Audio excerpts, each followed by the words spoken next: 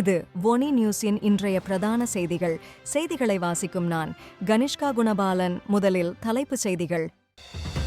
சூர் பகுதியில் உள்ள 2 பள்ளிகளில் வெடிகுண்டு மிரட்டல்.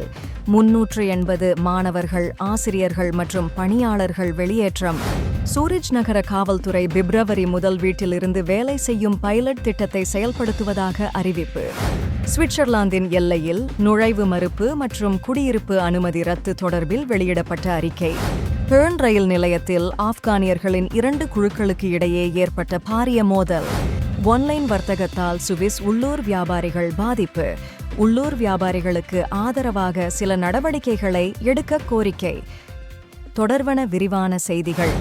சுரநகரத்தில் உள்ள 2 பள்ளிகளில் வெடிகுண்டு மிரட்டல் ஏற்பட்டதால் சுமார் 380 மாணவர்கள், ஆசிரியர்கள் மற்றும் பணியாளர்கள் அவசரமாக வெளியேற்றப்பட்டனர்.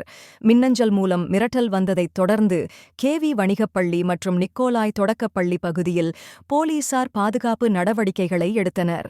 சம்பவ இடத்துக்கு உள்ளூர் போலீசுடன் சேர்ந்து சோர் நகர போலீசார், செயின்ட் கேலன் நகர போலீசார் மற்றும் வெடிகுண்டு கண்டறியும் நாய்கள் கொண்ட நாய் கையாளுபவர்கள் விரைந்தனர்.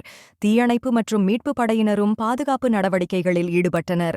பள்ளிகளில் இருந்த 350 தொழிற்கல்வி பள்ளி மாணவர்களும் 20 தொடக்கப்பள்ளி மாணவர்களும் 10 ஆசிரியர்களும் உடனடியாக வெளியேற்றப்பட்டனர்.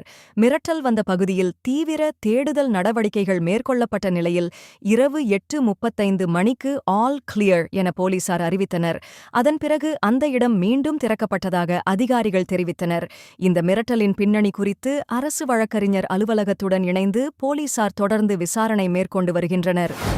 சூரிஜ் நகர காவல்துறை பிப்ரவரி 1ஆம் தேதி முதல் வீட்டு அலுவலக வேலை, அதாவது வீட்டிலிருந்து வேலை செய்யும் பைலட் திட்டத்தை செயல்படுத்த தொடங்கியுள்ளனர். இந்த முயற்சியின் மூலம் அதிகாரிகளுக்கு வேலை செய்ய அதிக நெகிழ்வுத்தன்மையையும் தனிப்பட்ட மற்றும் தொழில்முறை வாழ்க்கைக்கு இடையில் சிறந்த சமநிலையையும் வழங்குவதே நோக்கமாக கொண்டுள்ளனர். இந்த அறிவிப்பு லிங்க்டின் மூலம் மாநகர போலீசாரால் வெளியிடப்பட்டது. பைலட் திட்டத்தின் முதல் கட்டமாக ஒர்லிகோன் பிராந்திய காவல் நிலையத்தின் சில அதிகாரிகள் சில வரையறுக்கப்பட்ட பணிகளை வீட்டிலிருந்து செய்ய அனுமதிக்கப்பட்டுள்ளனர். இருப்பினும் போலீசாரின் களப்பணிக்கான எண்ணிக்கையில் எந்த மாற்றமும் ஏற்படாது என அதிகாரிகள் உறுதியளிக்கின்றனர். மேலும் ஏப்ரல் 1 முதல் போக்குவரத்து போலீசாரும் வீட்டு அலுவலக முயற்சியில் இணைவார்கள். இந்த 2 சோதனை முயற்சிகளும் 2025 ஆண்டு இறுதி வரை நடத்தப்படும். அதன் பிறகு அதிகாரிகள் திட்டத்தின் அனுபவங்களை மதிப்பீடு செய்து அதை தொடர்வதா அல்லது மாற்றங்களை செய்ய வேண்டுமா என்பதை முடிவு செய்யவுள்ளனர் என்பது குறிப்பிடத்தக்கது.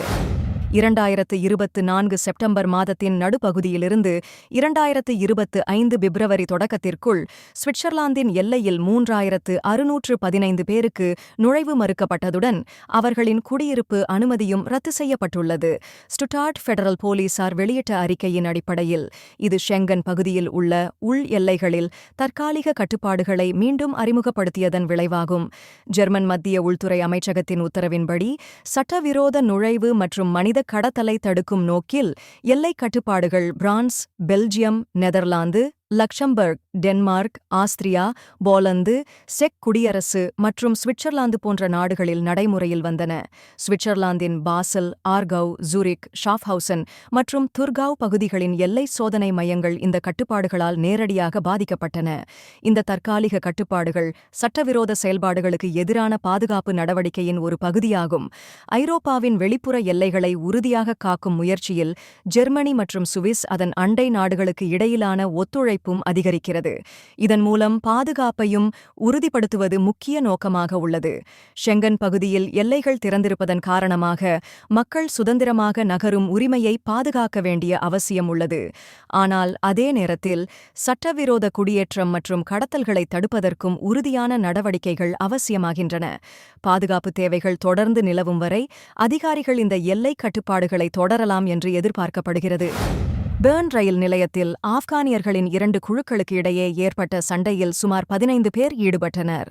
அவர்கள் ஒருவருக்கொருவர் தாக்கியதோடு சிலர் பாட்டில்களை ஆயுதமாக பயன்படுத்தினர். இதில் ஒருவர் கழுத்து மற்றும் தலையில் காயமடைந்தார். மற்றவர்களுக்கும் கைகளிலும் முதுகிலும் வெட்டுக்காயங்கள் ஏற்பட்டன.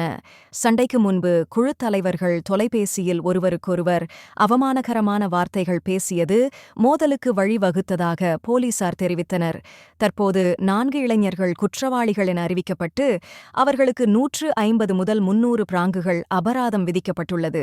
மேலும் 500 பிராங்குகள் கூடுதல் கட்டணத்துடன் 30 பிராங்குகள் தினசரி அபராதமாக 25 முதல் 40 நாட்கள் வரை செலுத்த வேண்டும். இந்த அபராதம் 2 ஆண்டுகள் நிலுவையில் இருக்கும். அதாவது அவர்கள் மீண்டும் குற்றம் செய்யாமல் இருந்தால் இது அமலுக்கு வராது.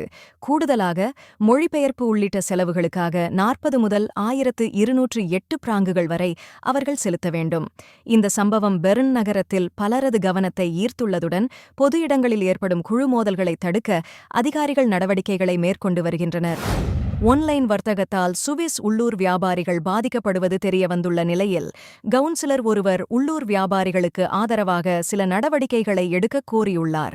சமீபத்தில் கிராண்ட் ஜெனீவ் பகுதியில் நடத்தப்பட்ட மிகப்பெரிய ஆய்வு ஒன்றின் முடிவுகளிலிருந்து ஒன்லைன் வாயிலாக பொருட்கள் வாங்குவோர் எண்ணிக்கை கடந்த ஆண்டுகளை விட தற்போது 3 மடங்கு அதிகரித்துள்ளது தெரியவந்துள்ளது. ஆகவே உள்ளூர் வர்த்தகம் மக்கள் ஈர்க்கும் வகையில் நடவடிக்கைகள் எடுக்கப்பட வேண்டும் என வர்த்தகர்கள் தெரிவித்துள்ளார்கள். அரசியல்வாதிகளும் அதை ஒப்புக்கொண்டுள்ளார்கள். இந்நிலையில் பிரான்சில் குறிப்பிட்ட அளவில் ஞாயிற்றுக்கிழமையன்று வியாபாரம் செய்ய அனுமதிக்கப்படுவதைப் போல சுவிட்சர்லாந்திலும் அனுமதிக்கப்பட்டால் சுவிஸ் வர்த்தகத்தால் பிரான்ஸ் வர்த்தகத்துடன் போட்டி போட முடியும் என்கிறார் ஜெனீவா மாகாண கவுன்சிலரான டெல்ஃபீன் பாக்மான். உள்ளூர் வர்த்தக மையங்களில் பாதசாரிகளுக்கு போதுமான இடங்களை அதிகரிக்க திட்டமிடப்பட்டு வரும் நிலையில் வியாபாரிகளின் கடை வாடகைகள் குறைப்பு முதலான உதவிகளும் தேவைப்படுவதாக மற்ற அரசியல்வாதிகளும் தெரிவித்துள்ளார்கள். நீங்கள் இதுவரை கேட்டது ஒனி நியூஸின் இன்றைய பிரதான செய்திகள். மேலும் இதுபோன்ற செய்திகளை தொடர்ச்சியாக அறிந்து கொள்ள ஒனி நியூஸுடன் இணைத்திருங்கள். வணக்கம். ஒனி ஆப்புக்கு வரவேற்கின்றோம். உலகம் முழுவதும் உள்ள தமிழர்களை இணைக்கும் ஒரு தமிழர் தளம். உங்களுக்கு அருகில் நடைபெறும் கலாச்சார நிகழ்வுகளை காணவும் உலகெங்கிலும் உள்ள தமிழ் மக்களுடன் உங்கள் நெட்வொர்க்கை விரிவாக்கவும் தமிழ் கலாச்சாரத்தின் பரந்த மரபுகளை அறிந்து கொள்வதுடன் செய்திகள், அருகில் உள்ள வியாபார நிலையங்கள், நாணய மாற்று வீதங்கள் மற்றும் உலகம் முழுவதும் உள்ள தமிழர்களை ஒன்றிணைக்கும் வகையில் பல்வேறு அம்சங்கள் உள்ளன. இது நமது அற்புதமான வரலாற்றையும் கலாச்சாரத்தையும் கொண்டாட ஒரு இனிமையான இடமாக இருக்கும். இப்போதே ஒனி ஆப்பை பிளே ஸ்டோர் அல்லது அப் ஸ்டோரில் டவுன்லோட் செய்யுங்கள்.